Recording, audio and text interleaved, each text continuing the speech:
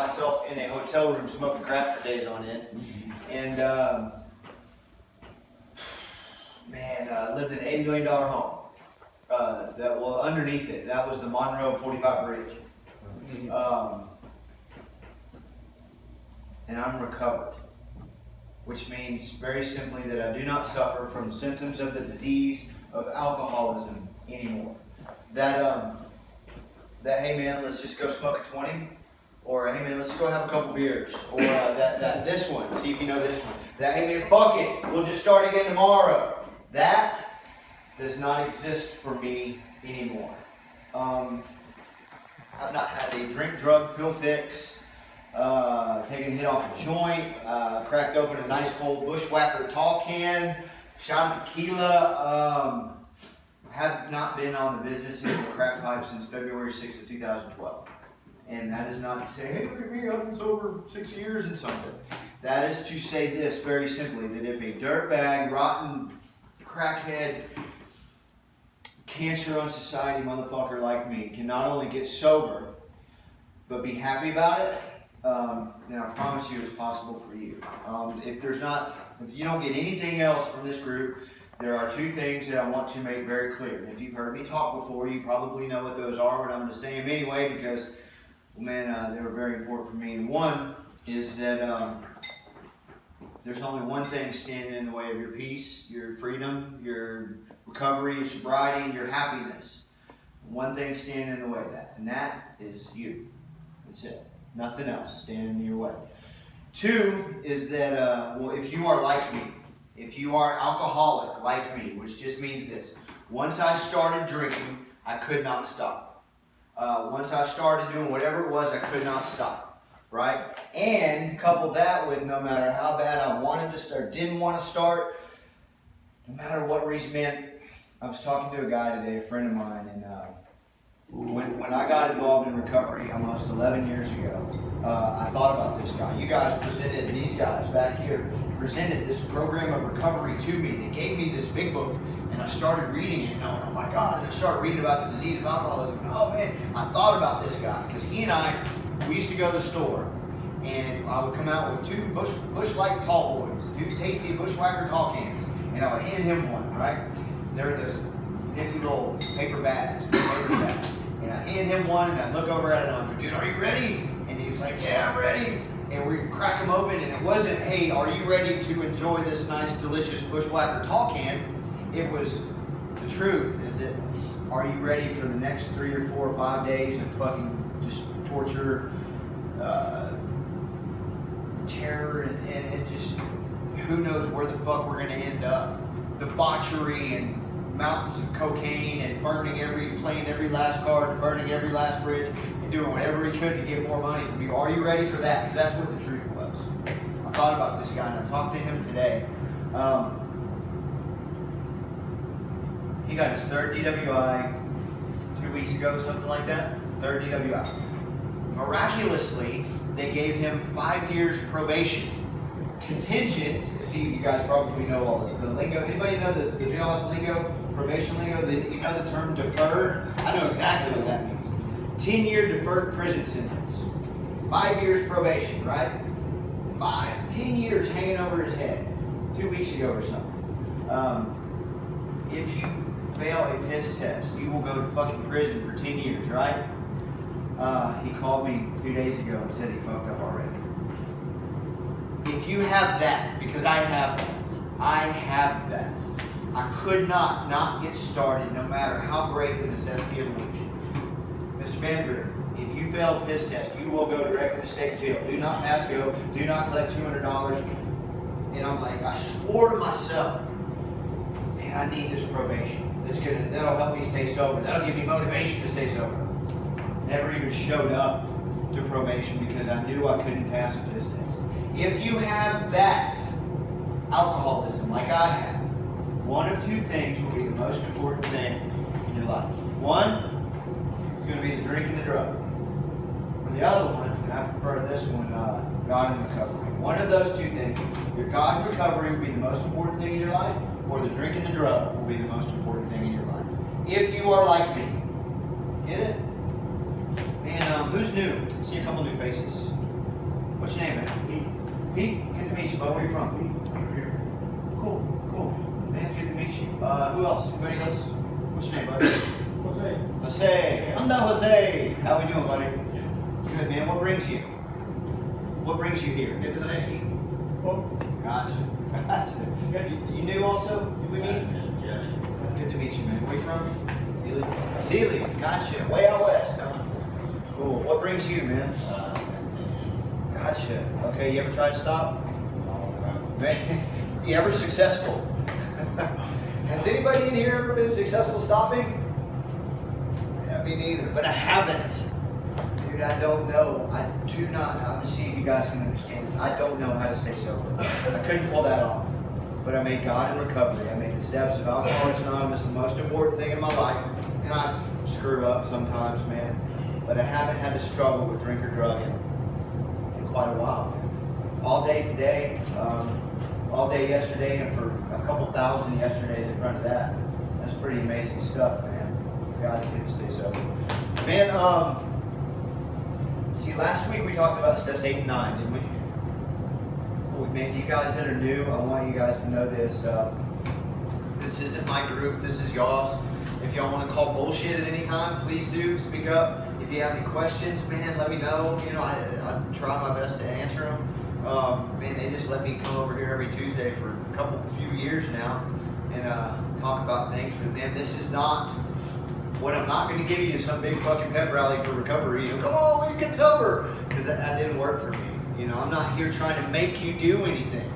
What I am going to do is I'm going to give you some of my experience whenever I made this shit. Well, man, you guys that have been here have heard me tell this, but it's kind of important.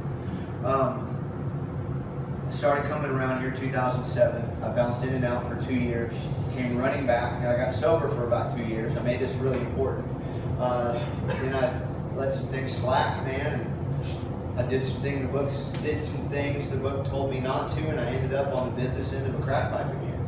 I came running back several months after that, after bouncing in and out for a little while, man, and I've been sober for a little while. So I struggled and fought, tried every way not to get sober, tried to do things my way, came running back after that, had some success, had some sobriety time, fell off again, and that was even worse than it was before. It wasn't as bad physically. I didn't end up in jail. I wasn't out robbing for people, but I couldn't trust myself. Man, my wife didn't look at me the same. My eyes weren't the same. And then, well, man, I came running back again, and I've been sober for a little while, and I've been happy about it. So, man, again, it's not a big pep rally for fucking recovery. This is, hey, man, if you want to do this thing, this is my experience. Talk about some steps. Can I borrow your book, Steve? Thank you very much. So today we're going to talk about steps 10, 11, and 12. Does anybody know what step 10 is? Have y'all read this book, by the way? It's a really good book. I opened this book and I found myself in step 10. You know, one of the things here is when I came into the Barrier Recovery Center, when I got involved in recovery, these guys, they encouraged me to start 10-stepping right off the bat. Man, this is what we do. This is our deal. We 10-step, man, because we've been selfish, we've been dishonest, we've been resentful, we've been afraid for a long time. It says, we continue to watch for selfishness, dishonesty, resentment, and fear. When these crop up, have y'all read this stuff before? I'm sure somebody reads this in morning meditation like every other morning, right?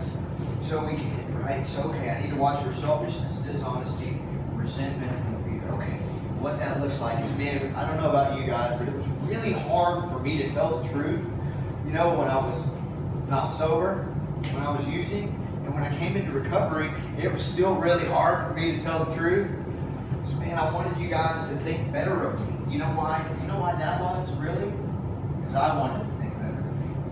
I thought if you believe some of the bullshit coming out of my mouth, I felt a little better about myself. So early on in recovery, I would tell you some bullshit, man.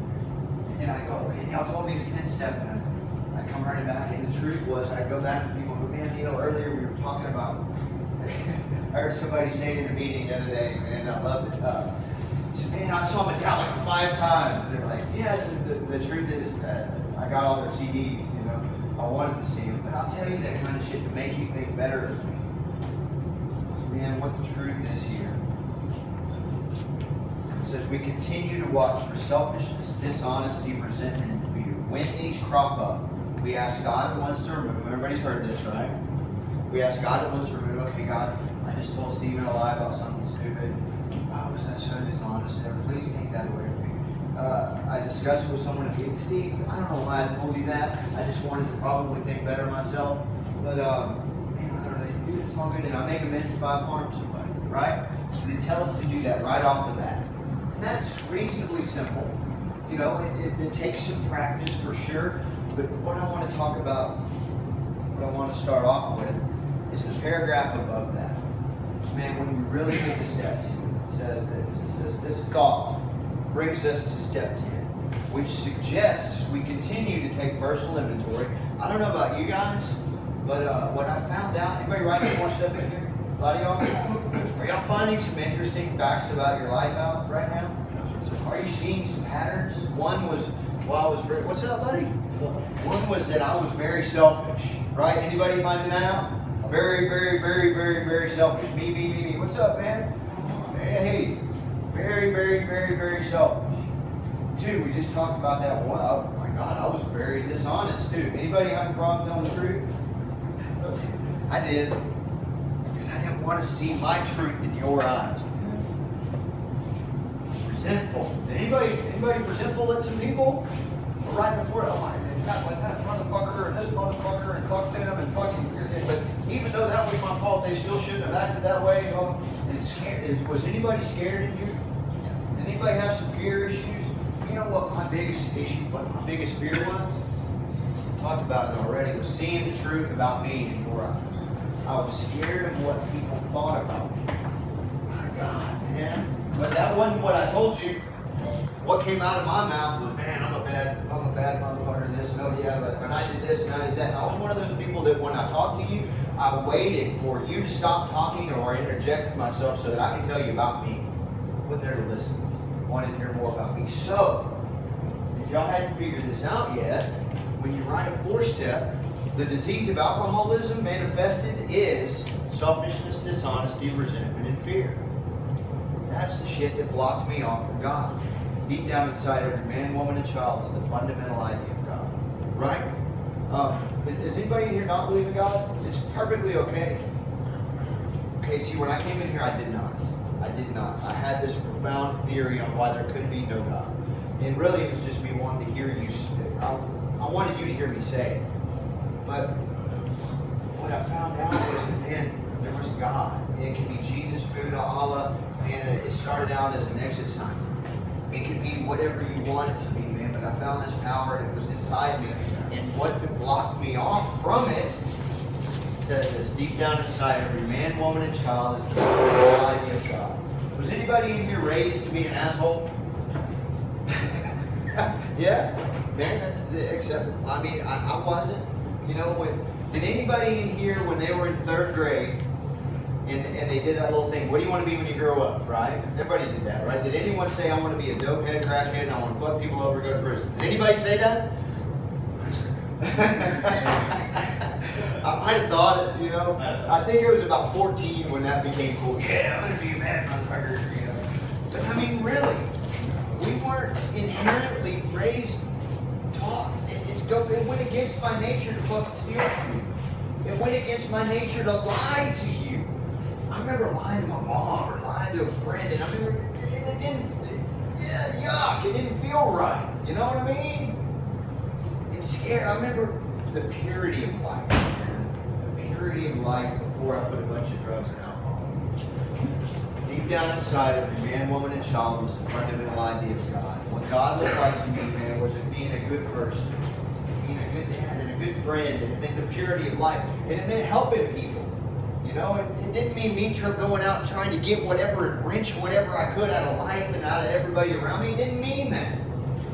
Deep down inside every man, woman, and child is the fundamental idea of God, whatever that is for you. It may be blocked by calamity.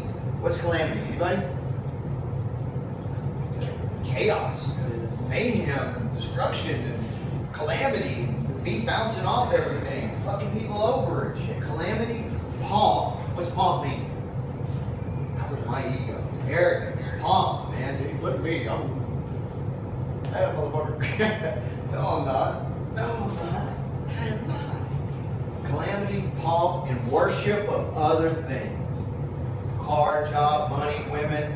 Man, I needed to lie to you about girls that I had and blah, blah, blah. And car. I needed you to think that I was something else.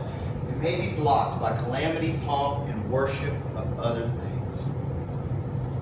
Selfish, dishonest, resentment, and fear. Those kind of fall together in that category? Does that kind of make a little bit of sense to you?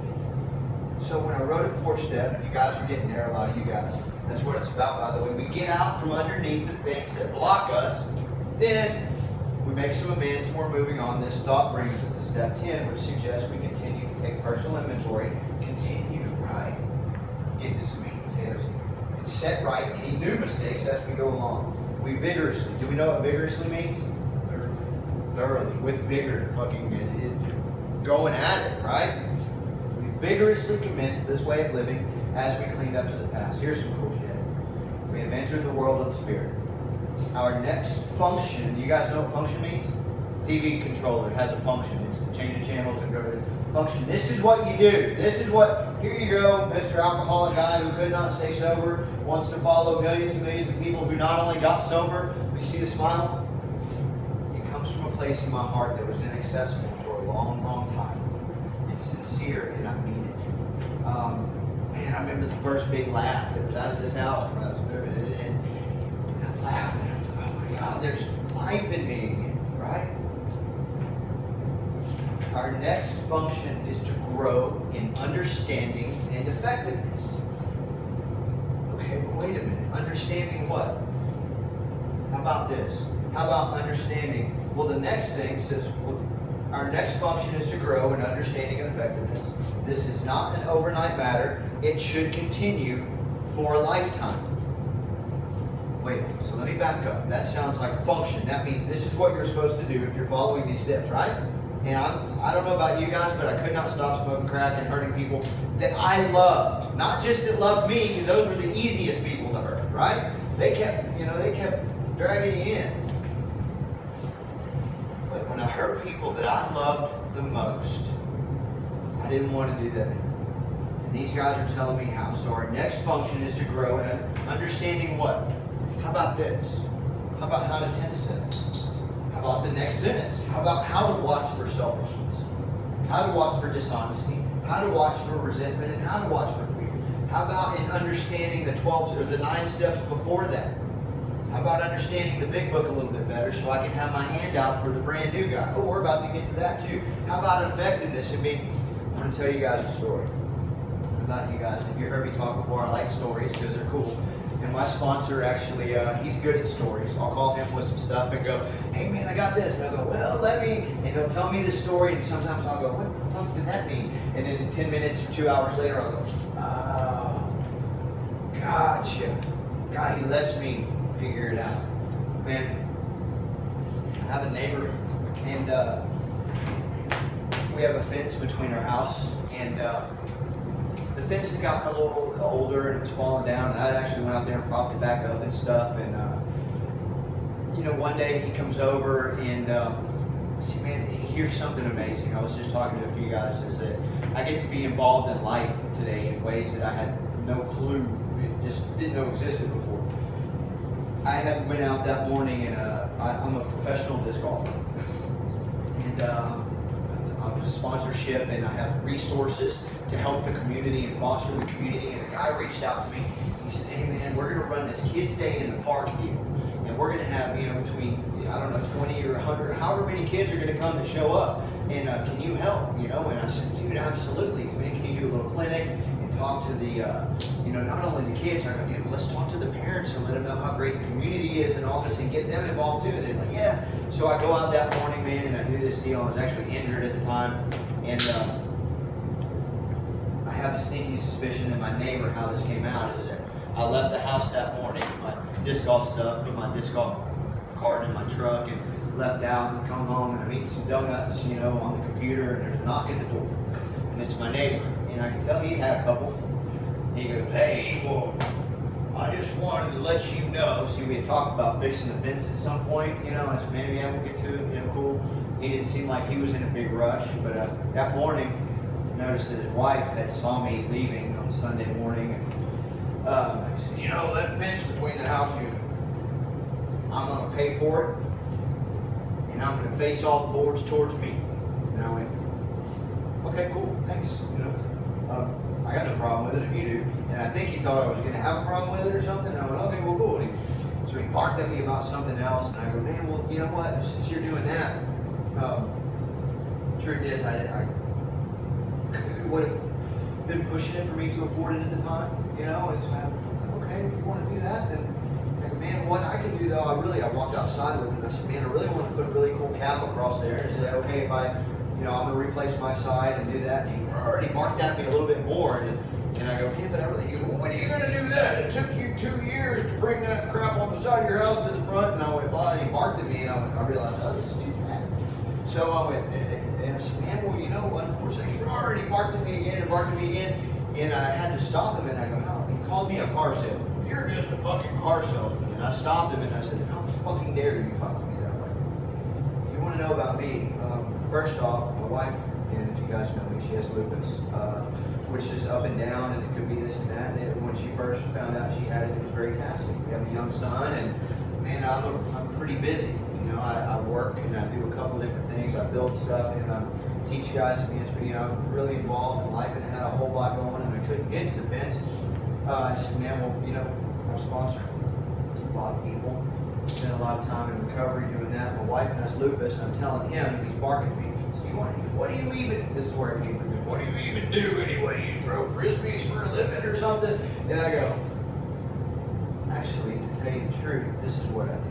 You know, I'm real involved in recovery, and I run an organization, and well, hell, I was part of the deal. We raised $45,000 for Harvey victims, you know, just a short time ago. And then, you know, my wife has lupus, and he stopped, and I just told him what I did, and I'm not bragging or anything, but he had no way of knowing. And I said, what I do is, well, that, and I try to be the best father I can be, and I do all this, and it's, you know, and we got a little bit heated, and my wife came out, and the guy stopped, and he hugged me, and he turned around, and we go, man, no problem.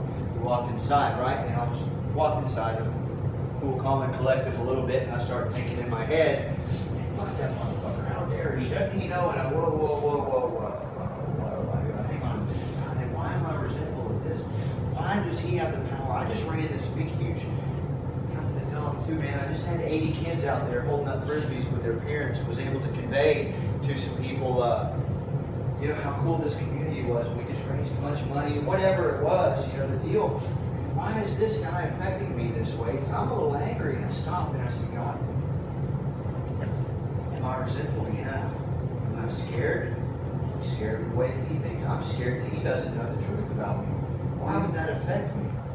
Why would that affect me? God, please remove that. And I started thinking deeper. I started trying to grow in understanding and effectiveness. And what I came up with was this. In a deeper analysis, what I had told my neighbor a couple times before is, man, I'll get on that fence as soon as I can. Oh yeah. He didn't know what was going on with me. He didn't know all that. All he had to go on was that I had told him, yeah, I'll get to that soon. You know, yeah, it did take me 2 years to get some stuff, which it was none of his business, but all he had to go on was what I had told him, and he came over thinking that, well, shit, that I was just some lazy fucker. He had no clue, and oh my God, and I almost beat my neighbor up over shit. Hey, Scott, do you have a minute? It's my neighbor, by the way. I sent him a text. He goes, man, I'm busy. I sent him a text, and I said, Scott, you know the truth, man, I'm really sorry about that confrontation that we had. You know, that was my fault. The truth is that I am really busy, and I do appreciate you. See, that's really, he's stretching it to pay for that fence right now. But the truth is, all you had to go on was what I had told you before, and while I thought it was just kind of lackadaisical conversation, you had no way of knowing that. All you had to go on was what I said. So man, that whole deal, I don't know if that made you angry, if that made your wife angry, or what kind of other issues I caused, man, but I'm sorry about that. He sent me back and he goes, you know, man, no problem. No problem at all. I had no clue that you had what you got going on too. We became better friends. Then we talked about pipeline stuff and needed pipeline and inspection and all that. But I grew in understanding and effectiveness. See, all I thought was this guy came to me a little sideways. You know what I mean? And I can tell you guys this. I don't want to get too much deeper into the 10-step stuff because you guys, whether you get this or not, I'm envious of a lot of your situation because you have this hugely emphatic and impactful experience right ahead of you. But I don't know about you guys, but anybody ever been to jail? Has anybody ever been like passed out, woke up in some precarious situations? Woke up going, what the fuck did I just see, guys? This was my life. Jail, passed out, cocaine-induced psychosis, running from the shadow people, or on the way to get more. Miserable, thinking about how I could get more. Those were the walls that I bounced off of. Y'all with me? Anybody follow along? Hospitals, jail, that kind of stuff. Now, the walls that I bounce off of are selfish, dishonest, resentful, or afraid. Those are a little bit tighter than those other ones. Those other ones are beyond that. If I want to fuck with these and kick them around a little bit more, you get me? So when I can feel myself, well before I go, if I'm dishonest, I can feel that. If I get selfish, I can feel that. And this program, these steps give me something to do about it beforehand. Does that make sense to you? It made sense to me. You know, and thank God for this, because man, I know beyond a shadow of a doubt, proven by the way, I told you guys I was sober for 2 years, close to 2 years, and next thing you know, man, I was controlling in a relationship. I wanted things to go a certain way that I wanted them to go, and I can't, and I started managing and running stuff, and I'm still sponsoring guys and doing, but I wasn't, and the next thing you know, after struggling for a couple weeks, there goes me again. I think I've told you this story. Pulled in, I got a 24-ounce Bud Light. A little thing on my shoulder popped up. Hadn't seen it in 2 years. Hey, remember me? Oh, you. Oh, no, I don't remember. And he goes, hey, you know you're an alcoholic. You know you're an addict. Yeah? All you have to do is pull in that store, get you a 24-ounce Bud Light, and this struggle will be over. I go, I don't want to do that. I don't want to.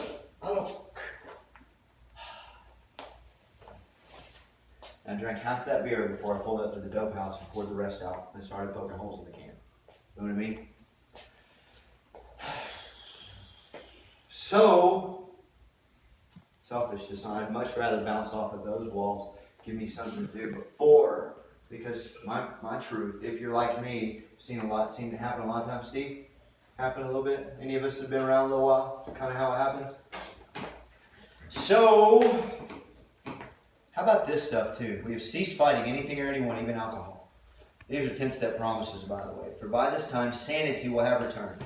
Mr. Vander, you will go to state jail for no less than 2 years. Do not pass go, do not collect $200, blah, blah, blah, if you fail another piss test. Well, I'm never going to fail another piss test. Sanity? No problem.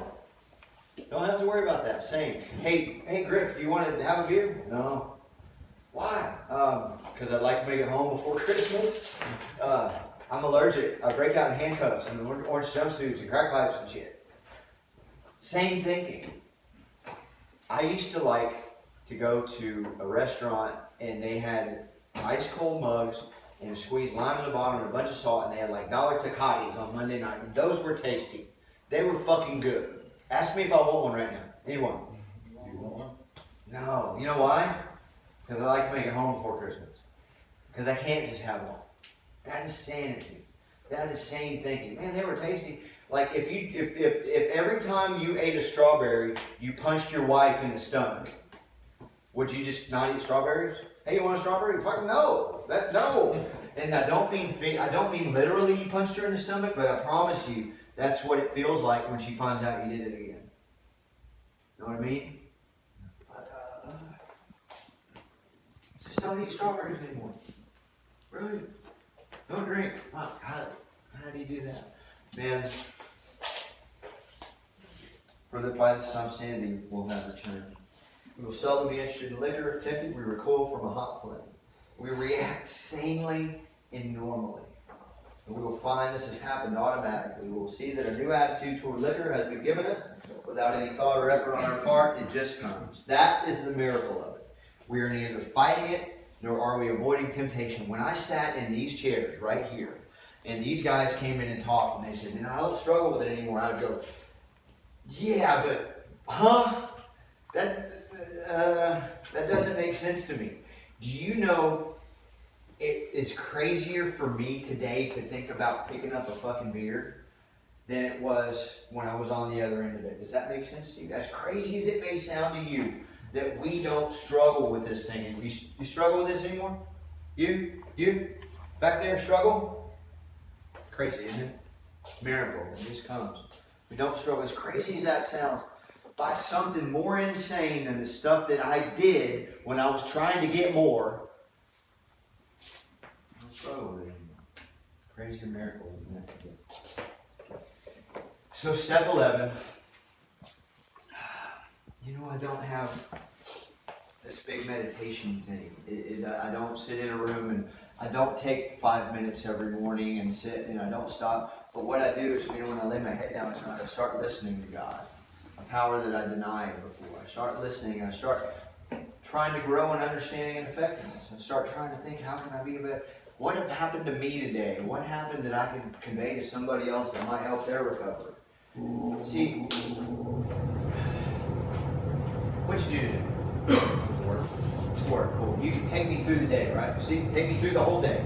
If it was boring, you could have me feeling how boring it was. Oh my God! You guys with 10 days or 2 weeks or 1 day of recovery, you can take me through your day today, right? Man, when it comes to recovery, I've got a couple thousand days that I can pull back. As long as it's the truth, I can take somebody on that ride, right? Just happen to have a few days more, a little bit further on. So I think about how I can take somebody.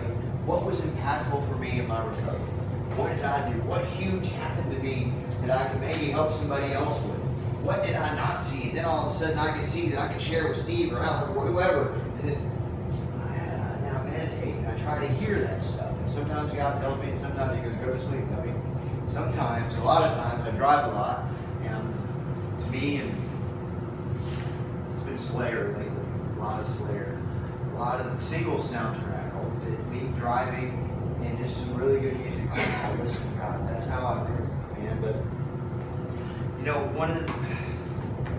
wish I could go deeper with meditation, step 11, but I can't. But what I really, really, really want to talk about is step 12. When any of you guys, we talked about this a little bit ago, when any of you guys came in here and you started reading in that blue book, did any of y'all see yourselves in there? Did any of you guys go, how the fuck did they know? Holy crap. But,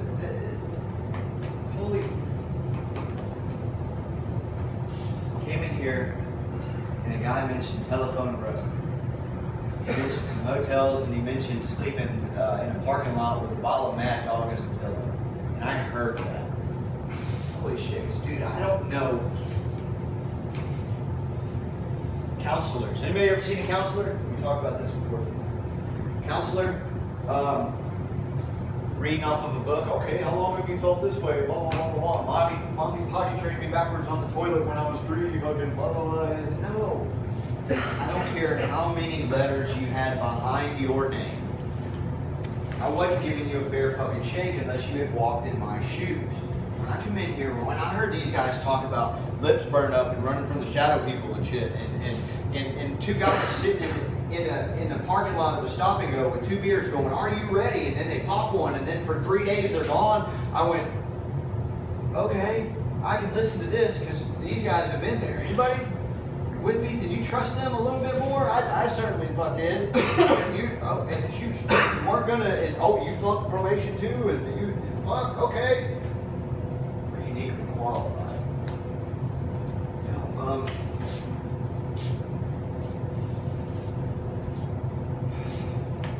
Tried to carry the message to other alcoholics. Having had a spiritual awakening, seeing the world in a whole different light, having had something come inside and change me from the inside out, make things that used to be of great importance to me to little or no importance to me, and make other people more important to me than anything else. That happened. Spiritual awakening. That's the best way that I can describe it. And then we go out and we try to carry the message to other alcoholics. Right? Go out and help some other people. You know, you guys, man, well, I'll tell you this. Story time again. Sitting a couple months ago, I go to a meeting. I pick up a 6-year shift, right? Cool, you know? Yeah, but good deal, all that. And right after me, a guy picked up a desire shift. And you guys, my sponsor, and these guys back here, they taught me. When you see that, if you're not the first fucking person in line to shake their hand after the meeting, you better be in that line after the meeting. Why? Because when you guys were brand new in here, everybody was brand new first day in here, right? You walked in and then you went, okay. You looked around and you saw who you could follow. You saw who you could be buddies with. You saw who was full of shit. You saw who was blah, blah, blah. And you kind of judged some people. But still, you looked at some people. Hey, man, how do we do this? What time is the group? Oh, we're supposed to do this. Oh, you're right. Right? So if you got 3 days, you can help you out with 1 day. So, man, these guys said, I don't know about you guys, but in my first meeting of Alcoholics Anonymous, I'll tell you the story. I went in there and I sat down and I was scared of shit. Because everybody's looking at me, I'm the new dude, they're going to give me a test at the end of the fucking meeting, and I need to remember all this stuff, and blah, blah, blah, and everybody's going to be talking to me. And none of that happened, by the way. After the meeting, the guy in one of the back offices back there came up to me, he was chairing the meeting, he came up and said, hey, you're new, and I said, yeah, I'm Griff. And he goes, hey, good to meet you, man. Thanks. He goes, yeah, he goes, cool, what was your deal? And I said, cocaine and alcohol. And he goes, really? He goes, dude. So let me guess. Butt naked in a hotel room with the door jimmied up against the with the chair jimmied up against the door, with porno, with staring at the people, shadow people, and the portal on silent, so the shadow people can't hear it. And I go, no, fucking absolutely not. And I turned around and I thought, how the fuck did he know? Because he hit the nail on the head. My first meeting of Alcoholics Anonymous, if you've been to one meeting of Alcoholics Anonymous, you are qualified to walk up to that brand new guy and go, hey man, you're new? Cool, yeah, hey man, I was too. Welcome, man. These guys seem, if you got 2 days or 4 days or whatever, hey, these guys seem to know what they're talking about. I remember my first day, I was baffled as shit too, and then I heard this guy, and I go, fuck, man, where are you from? Good to meet you, dude. I'm on the same hat. Dude, you think that would have been helpful to somebody on their first day?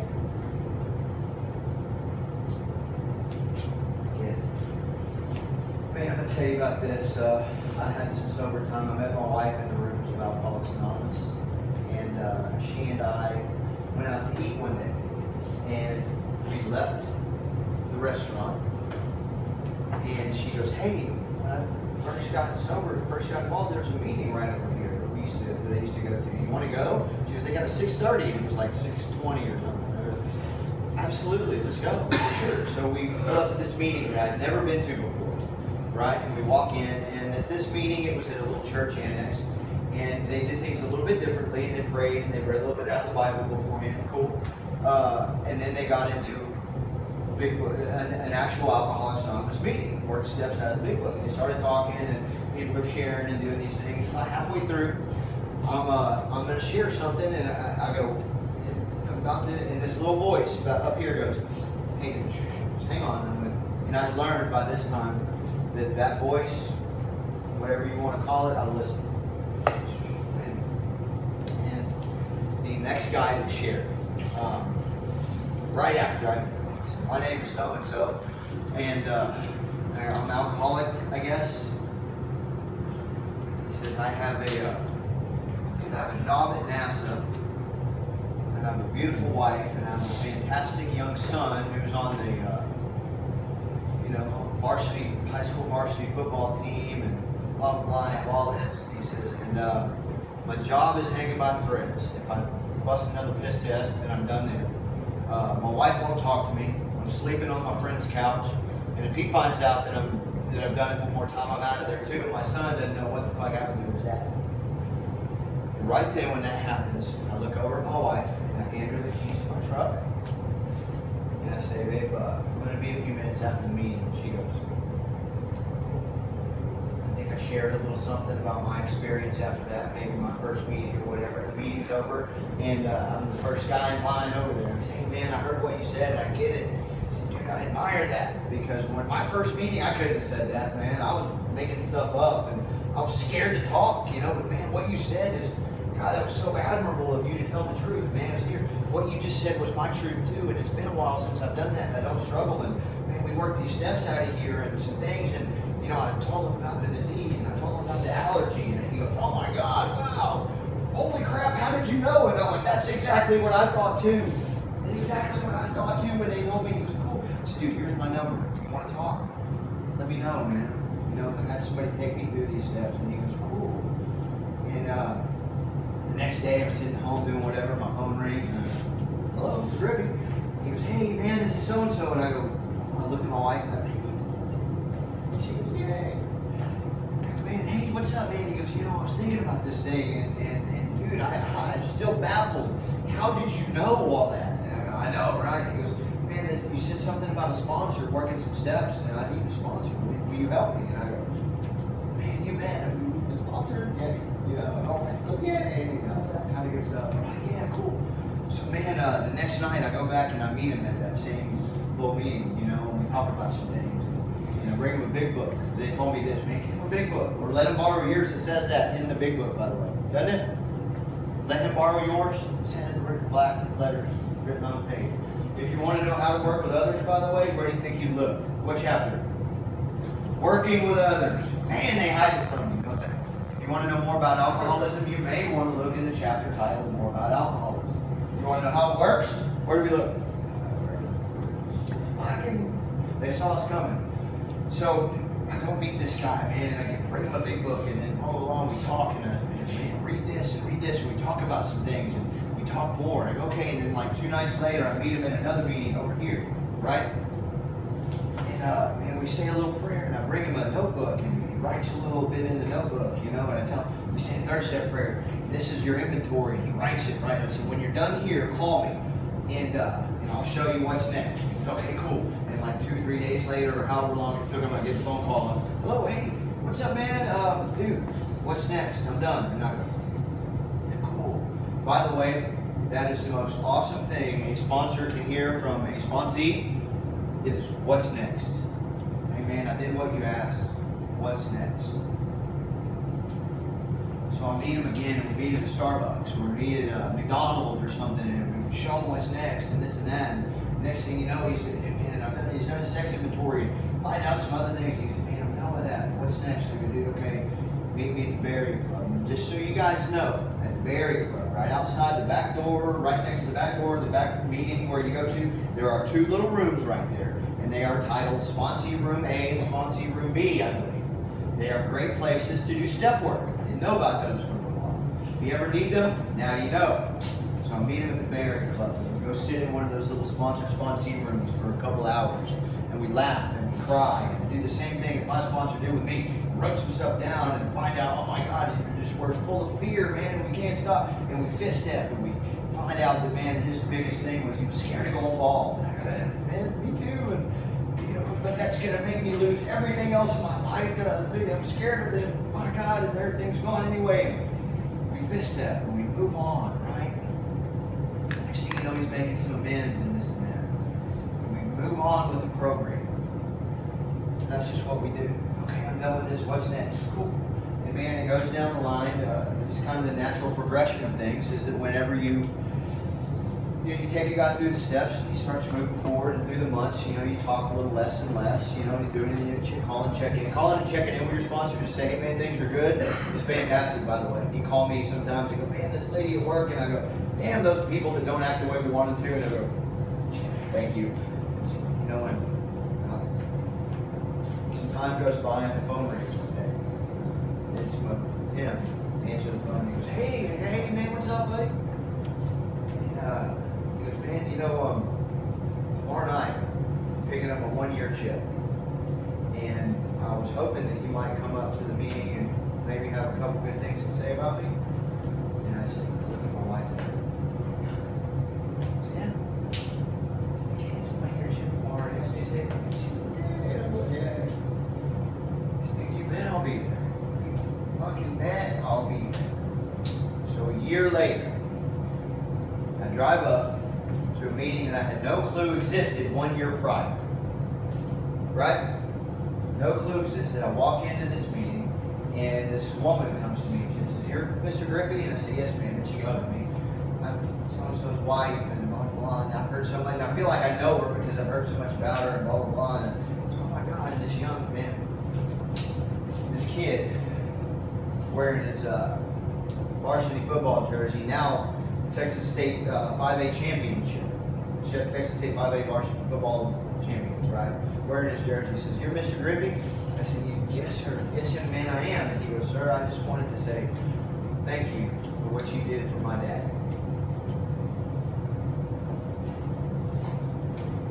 What? Thank you for what you did for my dad. And I'm fucking floored.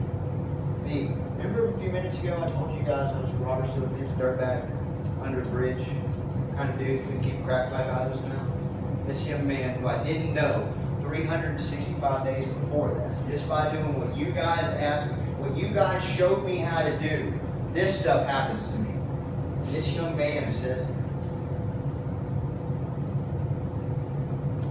"Man, you're welcome. I just did what they showed me. Thank you. Thank you. You're welcome." Shit. That stuff happens just by doing what these guys have. So, man, I don't know if you guys think you're in here for you. Well, let me go on to another story time. Has anybody ever like dove off the high dive or something, or you ever jumped off a cliff? You ever like been too far at the bottom of the pool, and when you got to struggle to get up, and you get that breath of air, and you're like, "Ah, that's good." Whoo, right? You know what I mean? You with me? Man, it's like this. When I was out there drinking, drugging, doing, it's like I lived and I became comfortable in this nasty, shitty swamp, right? Terrible stuff, right? Just to get a breath of air, a couple days or a couple weeks of sobriety is fantastic. But what sobriety looks like, what recovery looks like, not recovering. Please don't confuse that. You can be recovered. The Big Book says so. Recover, hopeless state of mind and body. I do not suffer from the symptoms of alcoholism anymore. I'm not cured, recovered. Recovery and sobriety looks like is I had somebody reach in and said, "Grab me, pull me out of this nasty fucking swamp shit and drive me off, clean me off, and drive me off and gave me a warm towel." And they said, handed me, I looked around and I saw all this beautiful stuff and I'd been. They said, "Here, there's a golden ticket to all the rides, God's world." They said, "Here, hang on, but all you got to do, keep this ticket, is to help somebody else out of the water." Okay. So here we go, right? So I'm walking around the edge of the swamp, and it turns out it's beautiful up here. By the way, I was 10 feet in there, couldn't see it. Walking around, and I see this guy, and he's drowning and shit, and that nasty stuff, and I'm like, "Dude, that's nasty, terrible, just bad in there, bad, suck." He goes, "Fuck off, dude, no way, I'm cool, I want to be here." And I'm going, "That's insane." Oh yeah. So I keep walking, and I find another guy, and he's going, "Oh, finally this dude, help," and I run over, and I thought, "Hey, man, grab on," boom, and I reach, and I grab him out, right? Cool, man, and I try to climb off, and I turn around to grab something, and this dude's butt naked, jumping back in, woo. And I go, "But dude, it's fucking nasty, terrible in there, you'd have to be insane to..." Oh yeah. Wow. So I keep walking, and I find a guy, and he's going, help me, and I grab him, and I reach down, and I yank him out, and I try to go to grab the towel, and I turn around, and he's still there. But, cool, okay, man, isn't it beautiful up here?